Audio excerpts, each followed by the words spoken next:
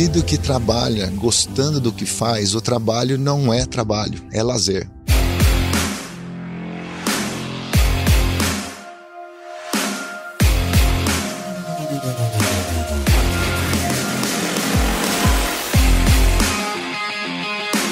E aí, pessoal! Seja muito bem-vindo ao CanivetCast, uma série especial que nós estamos fazendo aqui, que a gente vai preparar o profissional para atuar na pecuária do futuro, porque a gente sempre está olhando para a pecuária do futuro, né? Então, nesse episódio aqui, nós vamos falar sobre os aspectos técnicos relacionados ao ajuste de lotação em sistema de pastejo rotacionado e como também o profissional deve atuar nessa área, né? A gente sabe que a atuação dele é super importante para essa tomada de decisão no campo. E para falar com a gente sobre isso, nós estamos aqui no podcast mais raiz do mundo aqui, gravando no meio do pasto. Se você está ouvindo agora e não está vendo, corre lá no YouTube, porque a gente vai colocar esse vídeo lá no YouTube também. A gente tá aqui gravando no meio do pasto. Quem tá aqui comigo é o professor Sila e o Roberto Aguiar. O professor Sila é engenheiro agrônomo lá pela Exalc, onde também concluiu seu mestrado em nutrição e pastagens e possui doutorado em manejo de pasto pela Massey University lá na Nova Zelândia e atualmente é professor titular do Departamento de Zootecnia da Exalc. O Roberto é pecuarista, engenheiro agrônomo também pela Exalc, fez mestrado também, né, Roberto? É isso aí. E tá aqui com a gente hoje para conversar sobre esse tema tão interessante. Então, pessoal, muito obrigado por estar aqui com a gente e sejam super bem-vindos ao CanivetCast. Eu agradeço a oportunidade, é um prazer estar aqui, poder conversar com vocês e trocar uma ideia sobre um assunto importante que seguramente vai ter um impacto significativo no futuro da pecuária. Muito bacana, né? Estamos aqui ao vivo e a cores, no meio do pasto, o miquinho aqui, o boi ali no fundo e o pasto aqui mostrando qual que é a qualidade dessa pecuária tropical, né? Então, nada melhor que mostrar para o mundo onde que a gente produz. E uma mata ao fundo mostrando que nós estamos aqui num sistema sustentável. Verdade. E eu acho que o legal é que hoje de manhã a gente pôde andar aqui, né, professor? E conversando, dá para perceber que tem como a gente fazer uma pecuária lucrativa, manejando pasto e com controles e tudo mais, né? Porque era algo que a gente nem imaginava num passado recente, assim, né? Verdade. Isso é muito por conta da filosofia tradicional de exploração, em que era uma filosofia mais extrativista da pecuária, né? Extrativista, você vai esgotando o sistema, esgotando o ambiente e você acaba pondo pressão em áreas novas para ampliação da área de pasto. Isso que gera essa percepção da pecuária, né? Mas ao contrário, o pasto bem manejado, ele é uma cultura perene, ele tem uma capacidade de suporte muito alta, ele pode produzir muita forragem e ele é um sequestrador de carbono, ele contribui para sequestro de carbono, controle de emissões, e quando você tem ele produtivo, ele retira a pressão de abertura de novas áreas. Então ele pode aumentar a produção, produtividade, rentabilidade com segurança e respeito ambiental. Verdade. Muito legal. E aí, Roberto, a gente rodando aqui hoje, né? A gente conversou muito antes também da gente de vir gravar, né? E nós estamos vindo agora de alguns episódios falando da importância de utilizar o pasto, utilizar ele de uma maneira eficiente, justamente para diminuir o custo de produção e tudo mais. E, como a gente comentou lá no início, nós vamos falar sobre ajuste de lotação, que a gente sabe que é uma questão importante dentro do processo, mas antes de falar disso, é importante falar de ponto ótimo de colheita, né, professor? Porque tudo vai depender se a gente vai conseguir entrar no momento certo, sair no momento certo, né? Nesse sentido, professor, teria como o senhor falar para a gente qual que é o ponto ótimo de colheita de um capim e quais as implicações que isso aí traz para o manejo do dia a dia? Esse é o ponto que eu creio ser central nessa proposta de exploração equilibrada e racional da pastagem. O pasto é uma lavoura, como qualquer outra. Como toda lavoura, ele tem certas necessidades, requerimentos nutricionais, fertilidade do solo e ponto de colheita. As pessoas estão habituadas a falar em ponto de colheita da soja, ponto de colheita do milho, ponto de colheita da cana, enfim, uma série delas aí. E o pecuarista que tem no pasto talvez o seu maior investimento, por vezes ele tem dificuldade de compreender qual ponto de colheita, né? E eu costumo dizer para as pessoas que o pasto fala com você escuta. E na realidade o ponto de colheita do pasto ele está relacionado com uma série de fatores de crescimento da planta e de comportamento animal, que quando a gente começa a estudar as razões das coisas, eles podem ser atrelados em uma característica muito simples de campo, que é fácil de monitorar, muito barata de você medir, que é a altura do pasto. Tanto resposta de plantas como de animais num ambiente de pastagem são função de estrutura do pasto, a forma como o pasto é disposto, essa forma que você enxerga o pasto, né? Que ele está apresentado para o animal. Do ponto de vista da planta, o que importa daquela estrutura, daquele pasto, é a quantidade de folhas e área foliar que ele tem para ele poder captar luz, crescer e fazer produção de forragem. E a gente quer que essa forragem seja prioritariamente folha, porque é mais fácil de consumir e melhor valor nutritivo. Do ponto de vista do animal, que gera consumo e desempenho, o componente que é desejável também é folha. Então, quando você começa a perceber isso, a pergunta que seria teoricamente feita por um manejador de pasto ou um engenheiro agrônomo é: como é que eu produzo, ou como é que eu faço essa cultura produzir prioritariamente folhas para atender propósitos de planta e animal? Então, isso está relacionado com o ponto de colheita. Em pastos que têm crescimento contínuo pós-colheita, como é o caso dos sistemas que são baseados em desfoliação intermitente, os rotativos ou rotacionados, a planta, quando ela é pastejada ou desfolhada e ela começa a crescer, ela prioritariamente vai fazer folhas. Ela sempre começa fazendo folhas. Mesmo uma planta de hábito ereto, como essa que nós estamos vendo aqui, que é um zuri, né, um pânico, que é de hábito crescimento ereto, cespitoso, mas mesmo assim, quando ela é aberta, como recém-pastejada, ela vai fazer folha. Todas elas. Ela só começa a fazer colmo a partir do momento que ela é estimulada a fazer colmo. E a planta, qualquer planta é estimulada a fazer colmo quando ela começa a fazer sombra em si própria, quando ela começa a competir com luz. Então, está implícito aí que ao determinado momento de crescimento da planta vai existir um tamanho da copa dela, de área foliar, uma altura, uma massa, em que ela vai começar a competir consigo própria por luz e ela vai deixar de fazer folha, aumentar colmo e aumentar morto. O pasto fica mais alto, fica com mais massa, mas às custas de colmo e morto, que são os componentes que são refugados pelos animais, que vão deixando alturas cada vez maiores de manejo, o valor nutritivo é ruim, dificuldade de ajuste de manejo de pasto, necessidades de roçadas ocasionais ou frequentes. Então, Paulo, o ponto de colheita está associado com uma determinada condição de pasto a partir da qual ele muda seu padrão de crescimento, de prioritariamente folha para colmo. Essa condição ela é a função de um ambiente luminoso que a gente caracteriza por uma situação em que aquela copa de pasto ela intercepta 95% de toda a luz acidente. Esse ponto caracteriza para a planta uma sinalização de que ela está em competição por luz e ela precisa reagir. Toda planta sombreada estiola. Então a gente não quer que esse ponto seja transpassado. Então esse é o limite máximo além do qual nenhum pasto deve ir. Nenhum pasto, planta de clima temperado, tropical. E o mais interessante é que, apesar das plantas terem uma diversidade de hábitos de crescimento muito grande, porte baixo, porte alto, porte rasteiro, porte prostrado, semi-prostrado, o ponto fisiológico é sempre o mesmo. Só que a gente lê no campo com um indicador de campo que é específico de cada altura diferente. Então, fisiologicamente igual, mas ele tem uma leitura de altura, que a gente atrelou na altura, né? É diferente. Então, um zuri é seus 70 centímetros, um mombaça é 90 centímetros, um andropóga é 50 centímetros, uma saia é 40 centímetros. E essa meta, né, tanto de entrada e a meta de saída, elas passam a ser direcionadoras do manejo. Fazer manejo de pasto é zelar e cuidar para que os pastos estejam dentro dessa amplitude de manejo num rotativo que não transpasse o limite máximo, não venha abaixo do mínimo, mantendo uma relativa estabilidade da média de altura da área de pasto. Para fazer isso, né, e agora ligando com o ajuste de lotação, né, a necessidade que existe de você equilibrar a velocidade com que o pasto cresce e a velocidade com que o rebanho de animais consome o pasto. Se a velocidade de crescimento for semelhante ou igual à velocidade de consumo, o saldo é zero.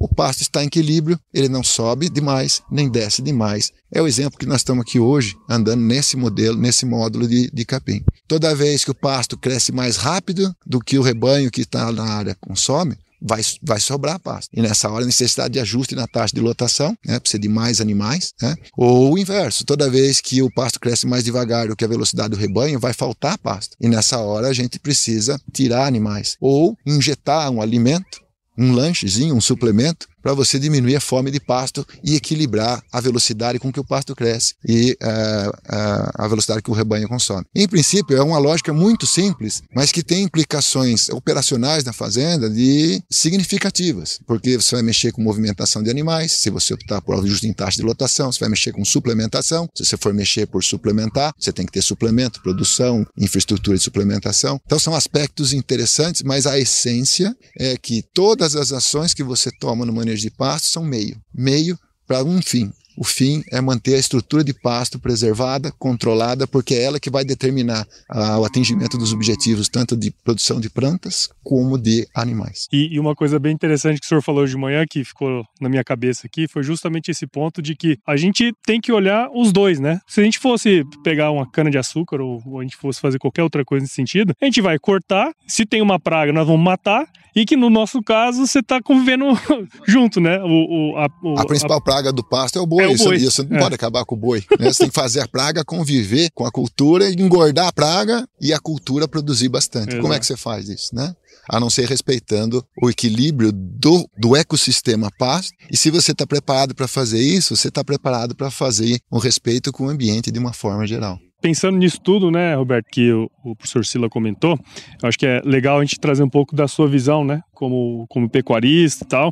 Eu queria entender, do que você enxerga, da sua experiência, como que esse ajuste de lotação dentro da fazenda, como que isso influencia na rotina da fazenda, né, porque, como o professor Sila comentou, tem várias formas de você fazer esse ajuste, né, mas dentro da fazenda, qual que é a implicação que isso ocorre, o que gera de operacional, enfim, essas coisas. Primeiro é o desafio de achar a taxa de lotação ótima, né? E a que você tem. Então, como o professor falou, quando está no 0 a 0, ótimo, mas a hora que você sai desse 0 a 0, você vai precisar fazer algum movimento. E é essa hora que causa grande dificuldade no manejo, né? Porque ou você vai tirar animais do sistema e colocar numa área pulmão, né? E aí você tem que ter uma área reserva, e aí você já está convivendo com uma área pulmão com pasto passado. O animal, quando vai para lá, ele ganha menos peso, porque o capim que ele está pegando é diferente daquele que vinha pastejando. Às vezes a sua área pulmão não aguenta toda aquela lotação que você está colocando. Se você tem animais inteiros, então você tem uma dificuldade também de colocar animais de volta no lote, porque você tem sodomia. Então,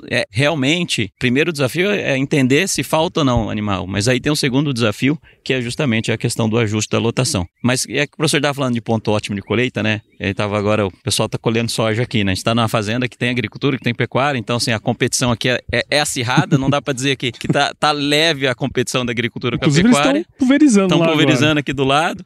E eles estavam falando, estão colhendo outras áreas e tá atolando, né? Então, aí é aquela questão, eu sei que tá no ponto ótimo, como acontece com a soja mostra que tá, você tem que dessecar, mas tá atolando. E se você não ajusta na hora certa, ou colhe na hora certa a soja, que começa a arder, você colhe antes, começa a ter muito grão verde. Então, essa questão de também acertar, acontece nas outras culturas, só que no agricultor, quando ele erra, ele vê no bolso direto o erro dele com soja ardida, com soja verde. No boi não, né? Você não percebe essa diferença tão nítida no animal. Você vai perceber no ganho de peso. E no ganho de peso dói no bolso, né? Então tem que fazer. Agora, na hora de fazer, tem suas dores. Porque é suplementação, é seu ajuste. E aí o quanto antes você acerta esse número de vai faltar, vai sobrar, é mais fácil, porque as transições são mais suaves. Então essa é uma coisa que a gente tem percebido, né?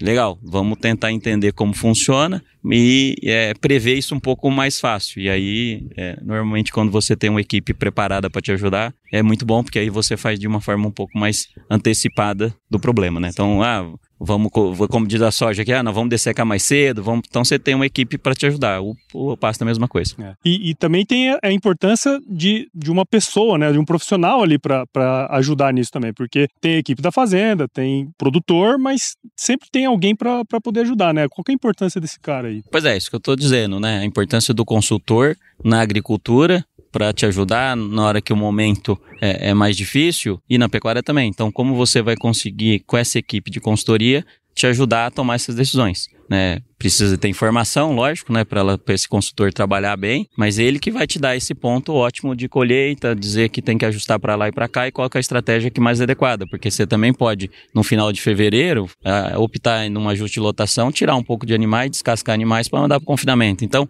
a estratégia que vai se pondo, se é uma época que está chovendo mais ou menos, se eu tenho veranique em novembro é uma coisa, se eu tenho veranique em fevereiro é outra, então as ações são diferentes. Então, o consultor tem que estar do seu lado para te ajudar a tomar essa decisão. Sem dúvida, sem dúvida. E aí é impressionante, né? Toda vez que a gente vai gravar um episódio falando de pasto, a gente chega no fator humano, né? Das pessoas que estão envolvidas ali, né? E uma coisa que eu vejo que é interessante e é super importante é a gente ter esse profissional capacitado para que ele consiga aplicar esses conhecimentos lá na fazenda, né? E, professor, a ciência mostra pra gente, o senhor que falou várias coisas hoje aqui para nós nesse sentido, que existem parâmetros. Muitas vezes a gente não tem essas informações na mão, mas esses parâmetros existem, né? Quais são esses parâmetros? O que a gente precisa levantar para fazer um bom manejo e de que maneira que o profissional pode se preparar também para fazer isso, né? Porque imagino que demanda um pouco mais. Como é que funciona isso? Eu acho que o papel de uma pessoa de apoio técnico, um consultor, bem treinado, atualizado, ele é central nisso daí. Por quê? Porque é a pessoa que é capaz de identificar as informações importantes, avaliar a circunstância. O Roberto falou de um veranico em novembro, diferente do veranico em fevereiro, e isso com os mesmos recursos, mudada a circunstância, você pode tomar decisões que são diferentes, mas com a mesma lógica. Só ela se materializa diferente porque a circunstância muda, mas não muda o conceito, né? Eu acho que então, o que é importante é a pessoa entender que conceito é uma coisa que é universal e é importante, e o técnico precisa estar sempre atualizado, ele precisa estar andando e conhecendo o que ele faz, né? O que ele precisa avaliar, o que normalmente um indivíduo desse ele vai precisar de subsídio ou quais as informações que ele utiliza normalmente para processar e gerar um diagnóstico ou uma sugestão.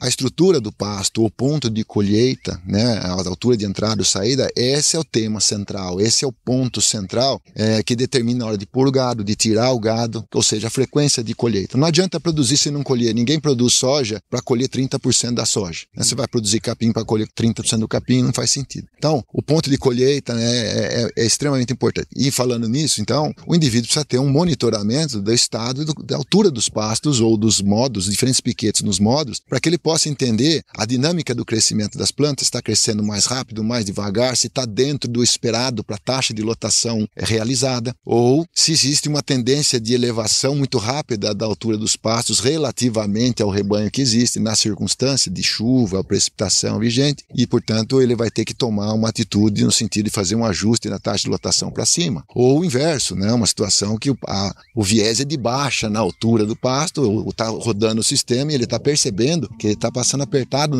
no dia a dia da frente, que o piquete está chegando com menos altura. Isso aí é como se o pasto tivesse com uma bandeira escrita assim, viu? Tem excesso de boca, você vai tomar alguma atitude? Quer dizer, então esses são indicadores de campo extremamente importantes. O monitoramento do pasto, e do mesmo jeito que o pessoal de confinamento tem um encarregado de uma leitura de coxo para fazer avaliação e orientação de quanto suprir de forragem, de alimento, né? O pasto precisa de uma pessoa que faça essa leitura de pasto e forneça o subsídio para o manejador, porque a partir disso ele vai entender se o pasto está subindo em relação ao que a capacidade de colheita, se ele está diminuindo, se precisa ajustar a lotação para cima ou para baixo, ou se em vez de mexer com lotação para não ter que ficar com muita movimentação animal, se ele vai fazer uso de suplemento, ou se ele vai tirar excedente de forragem na forma de forragem conservada para ele usar para frente. Então essas são informações muito importantes, temperatura, precipitação, localização, altura de entrada, altura de saída, altura média dos pastos, né? Nível de ganho de peso dos animais, porque existe uma meta para saber se está sendo realizado ou não. E tudo que vem, ele precisa processar e entender o porquê das coisas, né? Não está na meta, por que não está na meta? O que está faltando? Ou o que está sobrando? Qual é o impacto que isso vai gerar no sistema? E ele, com base nisso, gerar uma recomendação de intervenção. E quanto mais frequente ele faz isso e quanto mais ágil ele tem acesso a essas informações, mais eficiente e eficaz é a intervenção. Menos traumático, mais suave é a condução do módulo ou do processo de produção. Se a gente pegar um gancho aí, o que a gente tem em empresa é isso, né? Você tem o PDCA, que a gente fala muito na empresa, nas indústrias, que é justamente, você tem um indicador, você tem sua meta, você tem um indicador, se a meta não é batida, você vai descobrir o que aconteceu, descobrir a causa raiz, que é o porquê, determinar um plano de ação, fazer o plano de ação, ver se aquele plano de ação melhorou o indicador, se não melhorou, você vai ter de novo rodar o PDCA. Então no final é isso, aí você precisa do indicador para poder fazer um plano de ação, porque um plano de ação sem o indicador, você não vai ver se aquela ação aconteceu uma melhoria ou não. Então, esses indicadores são bastante importantes. E se a gente fizer uma comparação do que a gente tem nas empresas, é justamente isso, né? E é por isso que é uma pecuária também muito mais empresarial, né? Profissional. Sem dúvida, sem dúvida. Até pra gente, a gente vai fazer exame, né? A gente faz exame por algum motivo, né? Exatamente. Pode ter parâmetro lá. Inclusive lá tem o máximo e o mínimo de cada um, né? É como se fosse a mesma coisa do pasto, pô. A gente tem o limite de entrada, o limite de saída dos animais. Então, se a gente seguir esses parâmetros, obviamente que... Aí seu colesterol tá alto, o cara fala que você tem que fazer exercício, daqui 6 meses ele manda de novo medir o colesterol pra ver se deu certo ou não. Aí daqui 6 meses ele manda você fazer exercício de novo. É por aí. Aí depende do cliente, né? Se ele escuta ou não o consultor. Aí entra outra área, que também é importante. E aí acho que é justamente legal você ter falado isso, porque é justamente isso que eu queria mostrar, né? Porque, perguntar, porque assim, tudo isso, a gente sabe que a maior parte dos pecuaristas, em geral, assim, não tem muito controle, tipo, dos parâmetros, né? Vamos dizer assim, levantar as informações, os dados, planilhar, aquelas coisas, né? Mas a gente sabe que isso é importante. O senhor mesmo acabou de comentar que se você tiver as informações na mão, obviamente que a tomada de decisão, ela tende a ser mais acertada, né? Do ponto de vista técnico, do ponto de vista econômico, enfim, todas essas questões. A gente até comentou em alguns episódios passados, né? Sobre essa mudança de cultura que a gente tem dentro da fazenda, né? Essa abertura também do pecuarista de entender que aquilo ali é importante, né? E eu queria ver com você, Roberto, o que você acha também, como que a gente consegue fazer isso dentro da fazenda, para que esses levantamentos, todos esses parâmetros sejam coletados e para que esse processo de coleta e tomada de decisão ele seja mais, vamos dizer assim, mais bem sucedido. Essa mudança da cultura é uma coisa desafiadora, né? Isso pode ser na empresa, pode ser na escola, pode ser, né, na sua casa, né? Exato. Mudar a cultura não é fácil, né? As culturas, as gerações, isso está arraigado. Então nós temos sim uma pecuária, né? Se olhar com a agricultura, um dos pontos é esse. A gente tem até uma facilidade de controle na agricultura, até pelo ciclo da cultura, você controla mais fácil do que na própria pecuária intensiva aí. Os dados, e que a gente falou, tem boi e pasto, lá só tem a soja, então facilita um pouco disso. Então acho que esse é um grande desafio, é mexer na cultura, cultura de quem está manejando o pasto, cultura do proprietário. E aí, acho que tem vários jeitos de você chacoalhar um pouco isso. E um dos jeitos é econômico, né? Você mostrar a conta e mostrar no bolso, né? Quando dói no bolso, a pessoa sente a necessidade de mudança. Então, a gente estava fazendo uma conta mais cedo aí do impacto, né, do manejo de pastagem, numa época que é tão importante, a gente está falando de custo de arroba produzida, dinheiro, né? Isso até berraram. Exatamente. É o dinheiro. Então, esse impacto, né, hoje numa pecuária que está apertada, que a arroba tá mais baixa, então a gente está fazendo se você tem um ganho de peso num rotacionado, que é normal as pessoas terem 600 gramas por causa desse dia, você está aí produzindo uma arroba de mais ou menos R$230. Você vai para 800 gramas, que é possível no manejo de pastagem, sem muitas dificuldades, assim, as dificuldades existem, mas é possível tecnicamente, basta você ter tudo que a gente está discutindo aqui dos parâmetros, né, você tendo parâmetros. Você já vai para uma arroba produzida de 170. Então, num boi que está 260, estão sendo quase no limite do break-even do processo, você vai lá para 170. Então, eu acho que um dos impactos é isso, né? É mostrar no bolso do pecuarista como que você faz. E aí, esse chacoalhão, você começa a mexer na cultura. Só isso adianta? Eu acho que não, né? Mas esse é um bom faiscador aí para a coisa começar a mudar. Quando dói no bolso, a coisa dá uma transformada. A gente paga a academia e não vai, né? Por aí, né? Aí, de novo, é saber o cliente que você tem, né? Mas eu acho que nas épocas que a gente tem, é aquele negócio, né? Homens fortes são feitos em tempos difíceis. Então, se você tá com a arroba produzida apertada, é na hora que você realmente, às vezes, muda a cultura de uma empresa, né? São nos momentos de crise. A gente escuta isso muito da cultura japonesa aí, de ser batalhadora, de olhar isso. É na dificuldade que as empresas, elas se sobressaem, né? Então, é uma coisa interessante. Porque quando está no alto da bonança, todo mundo navega bem, né?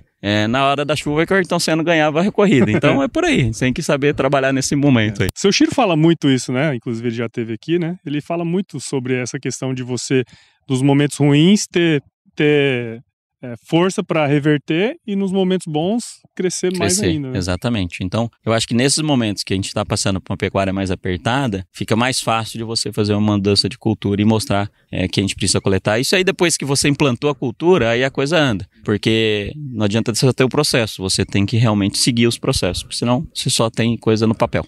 Exato. E levantar dados e não usá-los, né? Melhor não levantar. Melhor não levantar, porque dá trabalho, né, professor? Dá.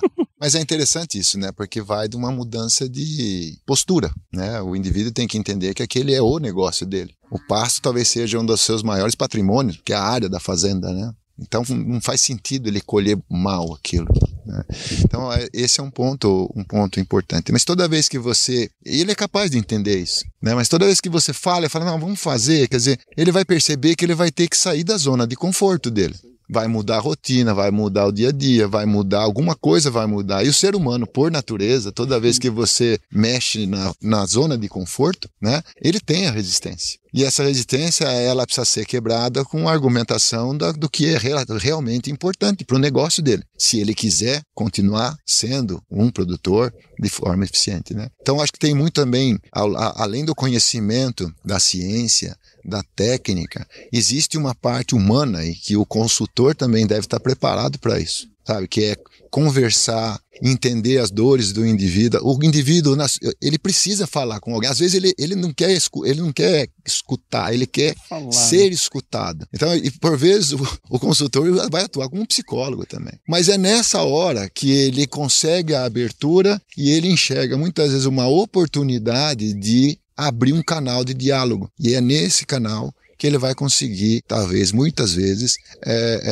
auxiliar, né? Encontrar um caminho para começar a reverter uma tendência no processo de produção. Eu acredito muito nisso, sabe? As pessoas, elas vão ser valorizadas em ambas as pontas do processo de produção, né? Tem gente muito boa no campo em que você observa que ele se dedica, ele gosta, ele ama fazer aquilo, né? E tem gente do outro lado que tem uma capacidade enorme de orientar, né? E se você conseguir, de alguma forma, unir esses dois, ativar, né? E aí existe um efeito de reverberação do processo e é isso que amplia e divulga as coisas, né? Então, acho que é importante, sim, esse lado. E o desafio, além do técnico, é um desafio humano, né? De você conversar com as pessoas. Inclusive, quando a gente está aqui hoje na fazenda, né? O Zezé, que sim. maneja o pasto aqui, você percebe que isso aqui é a vida dele. Ele desfruta isso. Ele desfruta, ele gosta de estar aqui, né? E quando você consegue ativar esse modo da pessoa que tá ali, não tem como não dar certo, né? O indivíduo que trabalha gostando do que faz, o trabalho não é trabalho, é lazer. 4 horas da manhã, domingão, ele tá aqui, né? Mas ele tem prazer, eu até brinquei com ele, o café, quando você volta para casa, o café fica até mais gostoso. Fica mais gostoso. E é fato. Bom, esse episódio para mim, na verdade, foi muito legal, porque a gente gravou aqui no meio do pasto, né? Não basta só falar, tem que mostrar, né? Matar a cobra, mostrar o pau. E eu acho que aqui a gente conseguiu cumprir esse objetivo. E os próximos episódios dessa série aqui, que vão ser muito interessantes também, nós vamos mostrar como o consultor atua, né? Quais são as dores que ele sente. E então já pega aí e já assina o canal, porque a gente vai conversar com vários consultores agora para a gente entender um pouquinho mais como é que funciona esse negócio aqui, né, pessoal? Bom, muito obrigado, professor Roberto, por vocês terem ficado aqui com a gente aqui no meio do pasto pra gente gravar, né? Pegando uns carrapatos. Tomando um bronzeado. Tomando um bronze. Mas muito obrigado por vocês terem participado aqui. Parabéns pelo trabalho de vocês aí também, que eu acho que o que é bom precisa ser divulgado, e eu acho que essa série de episódios aqui, ela vai levar muita informação, né? Cutucar, né? Porque também nós não somos... Nós temos que cutucar também, né? Então, muito obrigado aí, professor. Eu que agradeço a oportunidade, foi uma satisfação e um prazer. Muito bom, acompanhe a gente, que tem muita novidade, né? Quais são os desafios da consultoria, acho que é o grande tema aí dos próximos episódios. Exato. E bacana fazer isso aqui, né? Escutando o Boia e ao mesmo tempo também vendo os pássaros, né? A gente olha toda essa sustentabilidade da produção que vem não só da parte econômica, mas também da parte ambiental, né? Então esse é o sucesso da pecuária brasileira, a integração da agricultura, né? A gente está numa fazenda, como eu falei, que tem agricultura, tem integração, tem pasto intensivo, e a gente vê como o Brasil pode realmente fornecer essa carne para o mundo. A gente tem que se preparar para isso. É isso aí, muito bom. Bom, para você que viu esse episódio e gostou, fica ligado porque nos próximos nós vamos falar muito sobre os desafios do consultor, né, para trabalhar nas fazendas com manejo de pastagem, que a gente sabe que é um desafio bem grande, né? E para você que ouviu esse podcast aqui agora, tenho certeza que você curtiu, porque nós ficamos aqui um tempinho batendo um papo. Então, se você curtiu, considere compartilhar esse episódio com alguém que vai se beneficiar desse conteúdo. O podcast ele cresce na medida que você participa junto com a gente desse processo. Então siga o CanivetCast no seu agregador de podcast favorito ou acompanhe também os episódios aqui no Agro Resenha Podcast. Siga a Conex Agro também nas redes sociais, é só buscar lá por Conex Agro no Instagram, Facebook, LinkedIn e YouTube. Nós vamos transmitir esse episódio também lá no YouTube da Conex e visite o site da Conex aí também para mais informações, tá certo? Muito obrigado então, professor. Tudo de bom aí, viu, Roberto? E se chover, não precisa molhar a horta não. Hein? É isso aí, aqui tá molhado, vocês estão escutando o sapinho, né? Tá molhado, aqui molhado. A coisa tá encharcada. Valeu, obrigado. Muito bom. Agora eu vou regravar com o da Nutripura, tá?